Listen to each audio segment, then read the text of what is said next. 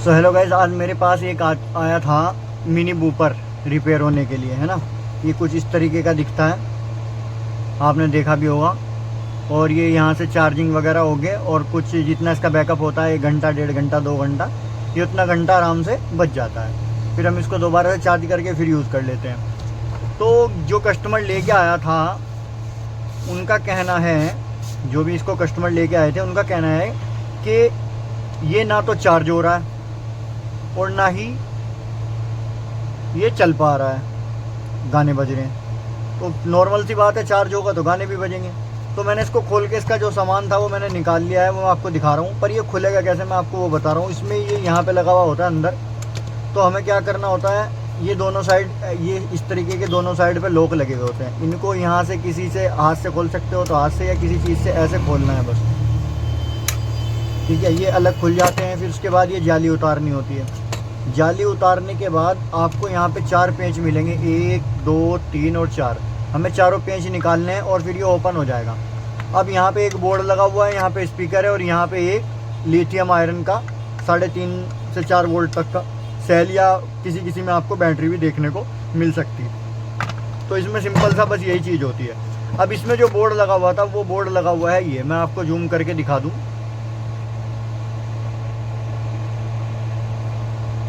अब इसमें जो बोर्ड लगा हुआ था वो बोर्ड लगा हुआ है ये। अब इसमें क्या फॉल्ट बोला था कि ना तो ये चार्ज हो रहा है। अब चार्ज कैसे होता है ये, अब चार्ज कैसे हो जाता है मैं ये बोल रहा हूँ, क्योंकि यहाँ पे एक जीनर डायोड होता है लगा हुआ। वो जीनर डायोड इसका जल के ख़राब हो चुका था और वहाँ से उसने प्रिंट भी ख़राब कर दिए थे सारे। तो मैंने उसको निकाला, हटाया, फिर मैंने एक एसएमडी डायोड लगाया। क्योंकि हम जीनर डायोड हो या एसएमडी डायोड हो, देखो इस तरीके से ये दोनों का काम सेम ही होता है ना वोल्टेज के लिए। तो मैंने एक एसएमडी डायोड उठा के, एसएमडी डायोड लगा के चेक किया। इसमें चार्जिंग तो चल गई, पर जो इसकी साउंड आईसी थी, यहाँ पे साउंड आईसी होती है एक लगी हुई, मैं दिखा दूँ आपको, कुछ इस तरीके की होती है। 4 लेग इधर है, 4 लेग इधर है और 4 लेग इधर है, यानी 8 लेग की एक साउंड आईसी यहाँ पे लगी हुई होती है। वो भी इसकी ब्रेक हो चुकी थी, यानी टूट चुकी थी जलने के बाद। अब मैं उसको चेंज किया, लगा के देखा, साउंड आ जाएगा, पर क्या हो रहा है, ब्लूटूथ कंट्रोल नहीं कर पा रहा है। सेट ऑन होने में दिक्कत कर रहा है। ऑन भी कर देंगे तो ब्लूटूथ हमारी कंट्रोल नहीं हो रही है, क्योंकि ना ही वो कनेक्ट हो पा रही है। कनेक्ट होगी अच्छे से तो कंट्रोल भी हो जाएगी, पर वो कनेक्ट ही नहीं हो पा रही है। उसका कारण क्या है, इसका जो मेन आईसी है, ये जो इसका मेन कंट्रोलर है, ये इसका ख़राब हो चुका है। और इसका एक यहाँ पे लगा हुआ बटन भी टूटा हुआ था। तो इसमें तो कुछ मेरे हिसाब से बचा ही नहीं चेंज करने के लिए। तो मैंने सोचा, मैंने कहा क्यों ना इसमें दूसरा बोर्ड लगाया जाए। इसका सेम तरीके का बोर्ड हमें मार्केट में मिलना थोड़ा मुश्किल हो जाता है, पर लगभग मिल ही जाता है। लगभग क्या मैं कह सकता हूँ आपको, 40-50% या 60-70% तक भी अवेलेबल हो जाता है, मतलब बोर्ड कुछ इस तरीके का इनका बोर्ड। तो मैंने इसमें क्या किया, मेरे पास एक और बोर्ड पड़ा हुआ था, मैंने ये वाला जो बोर्ड है ये लगाया इसमें। क्यों, क्योंकि इसका साइज भी सेम है और जो हमारे पोर्ट बने हुए हैं, यानी हमारी बॉडी में जो इसका स्ट्रक्चर बना हुआ है वो सेम है। क्योंकि बटन का स्ट्रक्चर जो है वो इसमें बटन भी सेम है। अब आगे आते हैं, इसमें यहाँ पे यूएसबी चार्जर है, वो भी इसी साइड में है जिस साइड में इसका है। यूएसबी है, चार्जर है, और आपका मेमोरी कार्ड वाला जो पोर्ट है वो भी एक ही साइड में है। तो लगभग सेम है। और बचा क्या इसका जो थोड़ा अलग है, वो अलग ये है कि इसकी आईसियाँ दोनों की दोनों जो है फ्रंट पे दी हुई हैं, और इसकी जो है दोनों की दोनों आईसी बैक पे दी हुई है, पर वो दोनों आईसी भी अलग हैं। और इसमें आईसी नंबर भी चेंज है, आईसी भी दूसरी लगी हुई है। देखो आप देख सकते हैं, गौर से देख सकते हैं कि इसकी आईसी अलग है और इसकी थोड़ा एसएमडी टाइप, थोड़ा और बारीक जो और ज़्यादा लग है इसमें। और इसमें आईसी 6 पिन वाली है और इसमें 4 पिन वाली। तो इसमें थोड़ा सिर्फ ये अंतर है, बाकी ये सब कुछ ओके है। तो मैं तो इसमें ये लगाने वाला हूँ आज, है ना। मैंने इसको टेस्ट कर लिया है, मैं आपको दिखा दूँ, ये ओके है, बस मेरे को फिटिंग करना रह गया।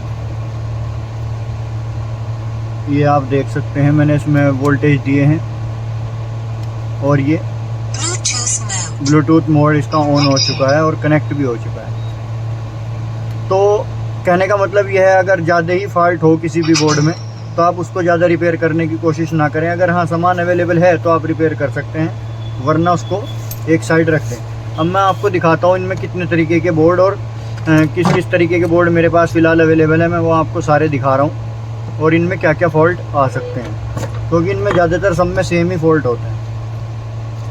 अब आप देख पा रहे होंगे ये दोनों बोर्ड एक जैसे हैं पर दोनों अलग हैं, और ये दोनों कुछ कुछ सेम एक जैसे हैं पर ये भी दोनों अलग हैं। और ये मैंने आपको दिखाई दिया, बचा एक लास्ट बोर्ड ये। तो इनमें एक बोर्ड ले लेते हैं कोई भी फ़िलहाल जैसे कि ये बोर्ड ले लिया। ज़्यादातर कॉमन बोर्ड यही आता है, बहुत ज़्यादातर कॉमन बोर्ड यही आता है। इनमें फ़ॉल्ट क्या क्या आते हैं नॉर्मल सा, हमारा इनमें चार्जिंग जैक ख़राब हो जाएगा, है ना, चार्जिंग जैक ख़राब आ जाता है, वो भी हम चेंज कर लेते हैं। तो इनमें क्या है, चार्जिंग जैक अगर टूटा हुआ आ जाता है कस्टमर तो चार्जिंग जैक रिपेयर कर देते हैं। ठीक है, यूएसबी वाले जो पोर्ट है ये टूटे हुए आ गए, ये हम दूसरे निकाल के डाल देते हैं, वॉल्यूम वगैरह चेंज कर देते हैं। ठीक है, अब बचा क्या, उसके बावजूद अगर हमने चार्जिंग लगा दिया, कस्टमर कह रहा है कि इसमें चार्जिंग जैक तो हमारा सही है पर चार्ज नहीं कर पा रहा है, फिर क्या प्रॉब्लम कहाँ से स्टार्ट होती है, इस जीनर डायोड से। जीनर डायोड भी लगा हुआ हो सकता है, और या फिर आपके बोर्ड में एसएमडी डायोड भी लगा हुआ आ सकता है, ऐसे वाला ध्यान से देखना, फिर या एसएमडी डायोड भी लगा हुआ आ सकता है। तो हम क्या करेंगे, ग्राउंड पे पिन रखी और यहाँ पे वोल्टेज चेक करेंगे कितनी आ रही है। हमें पता लग रहा है यहाँ 4, 4.5 या 5 वोल्ट तक हमारी बन रही है, तो हम इसकी दूसरे वाली पिन पे ट्रैक करते जाएंगे, जो प्रिंट हमारा सीधा जैक पे आ रहा है बैटरी वाले।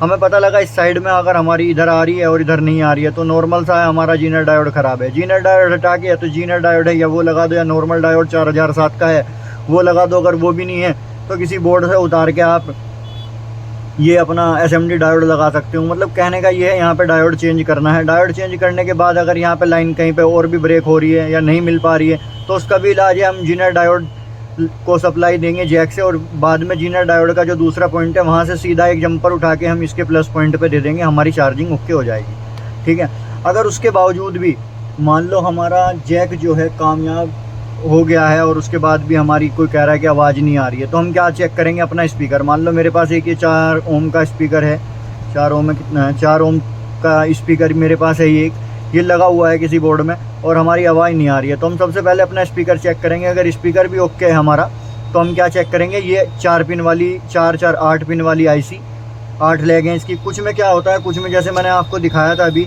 कुछ में चाइनीज़ है जिसमें ज़्यादा ही बारीक है, उसमें 6 दूनी 12 वाली आईसी भी आ सकती है, 12 लेग वाली। तो हमें यहाँ पे आईसी चेक करनी है, अपनी आईसी जली हुई ना हो। पहले फिजिकल डैमेज चेक कर लेंगे कि हाँ ये जली हुई तो नहीं है, ब्रेक तो नहीं हो रही है, या फिर इसमें यहाँ पे वोल्टेज आ रही है या नहीं आ रही है। अपने मीटर से, मल्टीमीटर से अपनी वोल्टेज चेक कर लेंगे। अगर वोल्टेज भी आ रही है उसके बाद हमको नॉर्मल सा पता लग जाए कि हमारा हाँ ये हमारी आईसी ख़राब है। या तो अगर हमारे पास बोर्ड पड़ा है उसमें से उतार के ये वाली आईसी लगा दें, अगर अवेलेबल मार्केट में है तो ये आईसी चेंज कर लें, अगर नहीं है तो फिर बोर्ड चेंज करना पड़ेगा। इसकी कॉस्ट लगभग 80-90 रुपीज़ तक आराम से नॉर्मली मिल जाता है, और अगर हम बड़ा बोर्ड लेना चाहते हैं तो वो 120-130 तक मिल जाता है। इसी तरीके से एक बोर्ड ये है, ये बोर्ड आता है आपका माइक वगैरह आजकल जो चल रहे हैं, गांव में लोग बाग घूमते हैं, अपना सामान बेचने के लिए आते हैं, वो माइक लेके रखते हैं, आप लोगों ने देखा होगा। ये उन चीज़ों के लिए रिकॉर्डिंग वाला माइक का बोर्ड है, और इसमें रिकॉर्डिंग के लिए माइक भी अलग से लगता है एक। तो ये थोड़ा मिलना मुश्किल है क्योंकि इसमें डबल आईसी दी हुई है।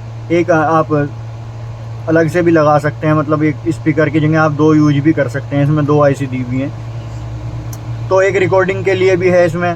ठीक है, तो इसमें थोड़ा एडवांस बोर्ड है तो ये मिलना थोड़ा मुश्किल हो जाता है, पर हाँ ऐसा नहीं है कि नहीं मिल पाए, मिल जाएगा, जो थोड़ा मेहनत करनी पड़ती है। और इसी तरीके से ये भी बोर्ड है सेम, सब में सेम ही है ना, फंक्शन सब में सेम ही है। इसमें थोड़ा माइक नहीं दिया हुआ है, इसमें माइक दे दिया है अलग से। अगर आप कॉलिंग के दौरान बात करना चाहते हैं, बॉक्स से कनेक्ट है आपका मोबाइल, तो इसमें कॉलिंग से आप बात भी कर सकते हैं।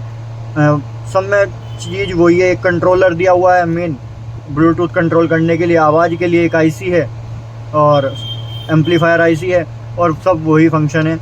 तो अब इसमें और क्या फ़ाल्ट आ सकता है। अब लास्ट फॉल्ट एक ये है जो आपका या तो रिपेयर होगा ही नहीं, उसके बाद बोर्ड ही बेकार है। आपके ये जो कंट्रोलर है मेन, इसका ये कंट्रोलर हो गया, इसका ये कंट्रोलर हो गया, इसका ये वाला कंट्रोलर हो गया, सबके कंट्रोलर लगभग अलग अलग होते हैं, सेम नहीं मिलेंगे।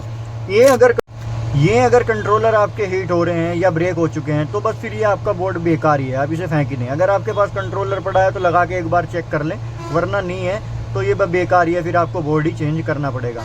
तो बस इसमें यही फॉल्ट थे और यही सब कुछ था। तो उम्मीद करता हूँ आपको वीडियो पसंद आई होगी। जय हिंद, जय भारत। वीडियो लाइक ज़रूर करें और सब्सक्राइब करना ना भूलें। और अगर आपको कोई रिपेयरिंग से रिलेटेड समस्या है तो व्हाट्सएप पे नंबर दिया हुआ है, नंबर पे आप कमेंट करके पूछ सकते हैं और फ़ोटो भेज के भी आप पूछ सकते हैं। और अगर कोई चीज़ रिपेयर करानी है तो शॉप पे विज़िट भी कर सकते हैं या कोरियर करा के भी आप रिपेयर करा सकते हैं। जय हिंद, जय भारत।